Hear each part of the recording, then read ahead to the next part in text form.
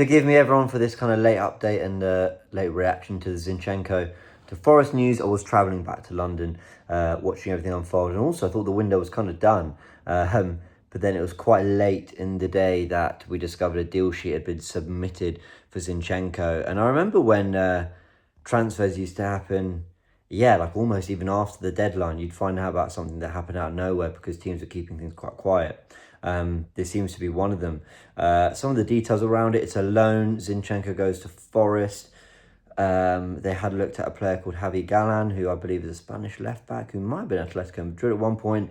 That fell through. We know that Marseille were looking at Zinchenko. That there was a salary issue there. Ultimately, he's now got his move to Forest and he stays in the Premier League, which I'm quite happy about because I'm actually really excited to see how he does in the Premier League. I keep saying that I think Alexander Zinchenko is a good, actually very good footballer, very good footballer. The system evolved into us needing something else. Weirdly, it seemed we only needed what he brought us for a year, maybe two, and we found kind of other solutions to play with the inverted left back in a new way, in a more kind of sturdy way as well.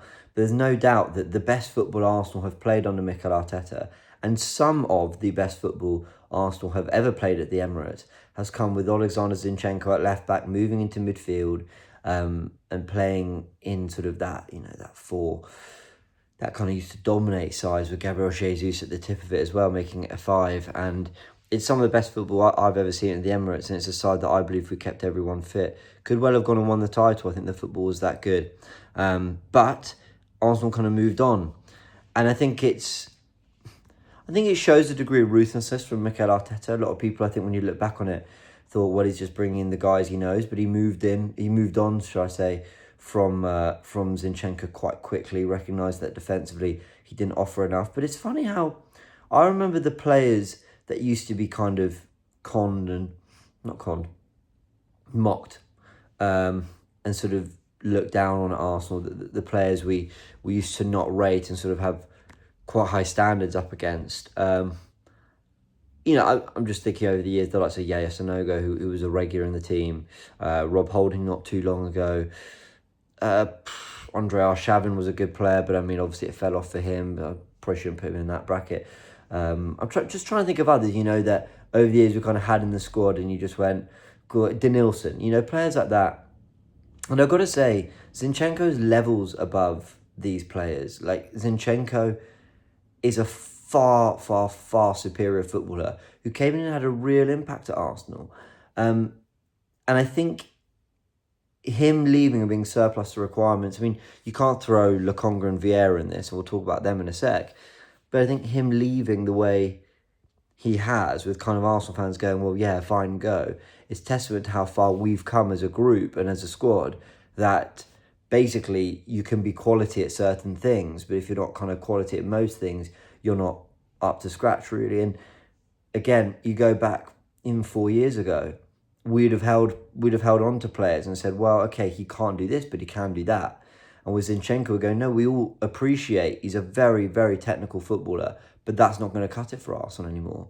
So it's really interesting watching the journey as we go into what we hope will be our fourth season in a row challenging for the title, only this time we hope we win it. It's interesting how when you reflect back on the first one, Zinchenko was absolutely crucial to that. And I think there were some myths around his defending. I don't think he was as bad as people said. He wasn't good, but I think people made out that he was like a complete and utter liability. He was better in the air than people gave him credit for. He had a good leap. He had he did decent on that front. The problem was probably more positionally. He probably wanted a little bit more free roam in that position than actually Arsenal could afford to, with the movement towards focusing more out of possession and things we do off the ball. That season of 22-23, Arsenal were just electric on the ball. And yeah, we did some good stuff, pressing-wise, but it was all about what we did in the football we played. And Zinny was crucial to that. I remember games where we didn't have Zinchenko available, and, that felt majorly disappointing. Now, we're happy to let him go on loan to Forest and it not really matter. Now, I will say, I do reflect, in what's been a really good transfer window, I do reflect with a little bit of disappointment on the sales front. Liverpool have spent big, but they've sold big. When you let go of Quansah, Diaz, Nunez, Elliott, for really good fees that all exceed 30 million plus in some way, shape or form, that gives you a position to go and have the kind of unprecedented window they had. Now, Arsenal, I think, to be fair, spent as much and did as much as they possibly could have, where they weren't getting any income really for players. This is something that Andrea Berta is going to have to change over time. I don't think that was ever an easy solution or a quick fix, that suddenly he was going to come in and Arsenal's fees were going to go up 10, 20 million pounds for players. I think that takes time because the selling club ultimately doesn't have power when you're trying to sell players that everyone knows you don't want. However, Reece Nelson, I thought we were going to get £15 million for him as he goes to Crystal Palace. He doesn't. He goes to Brentford on loan. I think there's an option in there, but it's really not ideal. Zinchenko, a good footballer. I think Arsenal should be getting 15 to 20 million pounds for a player like Zinchenko. Okay, I totally take on board the wage thing. And some of these players, they've got contracts expiring in the coming years, and that makes them cheaper in the not too distant future. But again, if you're talking about purely the player and the talent, I think we're even talking quite cheap, saying 15 million for a Zinchenko. Kivior's a loan with an option I think it's an option / obligation, but I'll explain what I mean by that in a sec. There's an interesting article from The Athletic as, all the transfer stuff is being revealed and explained in the days following. Vieira's gone on loan. Lokonga, I think, has gone on a permanent, but it's nothing to write home about, I don't think. So yeah, a lot of outgoings that I don't think we're sort of feeling particularly, amazing about. I said on the Goonerverse podcast, which is out later with Sharoy, where's our £60 million offer for Martinelli? Where's that? And or 40 or 50, where was that kind of offer for a player like Martinelli? Where was that kind of offer at maybe 20, 30 million for a Trossard? First teamers that carry some value that actually would have been happy to let go on the knowledge that we replace and kind of replenish. But reality is Arsenal's window looks like this. Kepa, Mosquera, Nkapie, who of course we announced yesterday, he's wearing the number 5 shirt. Norgard, Zubimendi, Eze, Madueke, Gyökeres. I think if you offered that to Arsenal fans at the beginning of the window, they've bitten your hand off. I think the only thing that dampens it is, like I said, the sales being a little underwhelming, and the fact that Liverpool got Wirtz and Isak, and I didn't expect them to go sign, two of the most exciting players in their positions, if not the two most exciting players in their positions. And so you look around going, well, did we get that game changer signing? But maybe Gyökeres is. I think Eze certainly can be. Zubimendi taking some time to bed in, but I think he can be. And the reality is we can't judge these windows till we've maybe even to six months in. But let's see. Now, one of the articles that came out, like I said, at The Athletic, Gunner blog, said that Andrea Berta, basically has really impressed everyone at Arsenal. I think he's impressed us. 8 signings in, a lot of deals kind of juggled on the go, a lot of money being spent. Now, look, let me say that when the money's there to spend, and I don't know if it was in previous years, but when the money is there to spend, the job gets easier, right? Because you've got the resources to go get the deals done. But I think what's clever about Berta, and where he does deserve credit, is I think he operated all summer with he was juggling the whole time. And there was a real kind of malleability to him.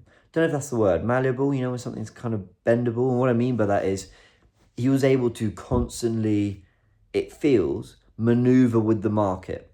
So Benjamin Sesko, I think Benjamin Sesko was the top target, but they were always negotiating him and Gyökeres to ultimately find out what the better fee was and what the better deal was. And Gyökeres came out on top with that. And he had a manager in Arteta who was being presented two pretty different strikers, but they were prepared to sort of adapt to whatever that looked like or whatever the better deal was for the club.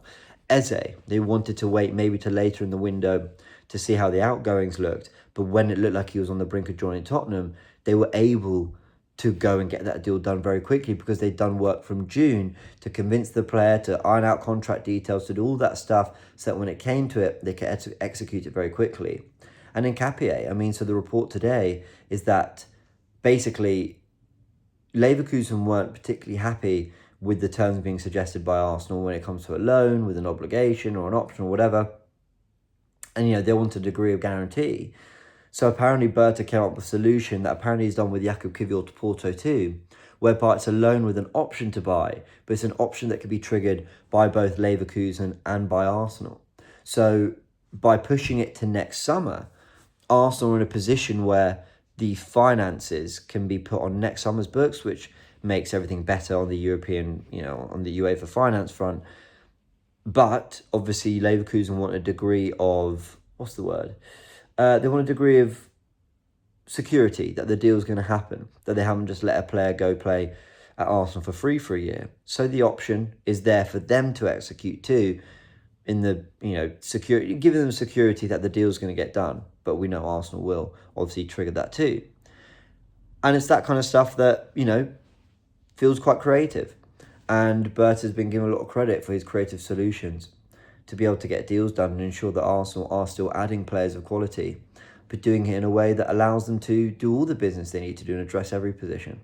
So well done to him.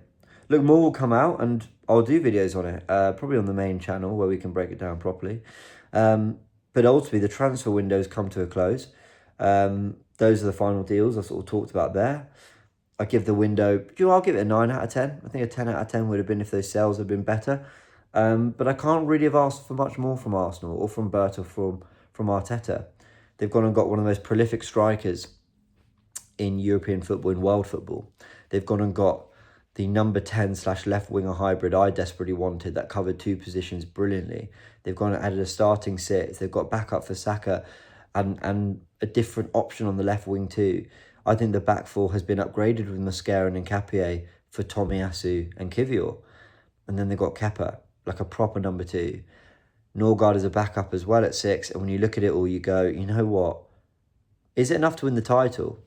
I think Arteta's got the tools. It's enough to win silverware.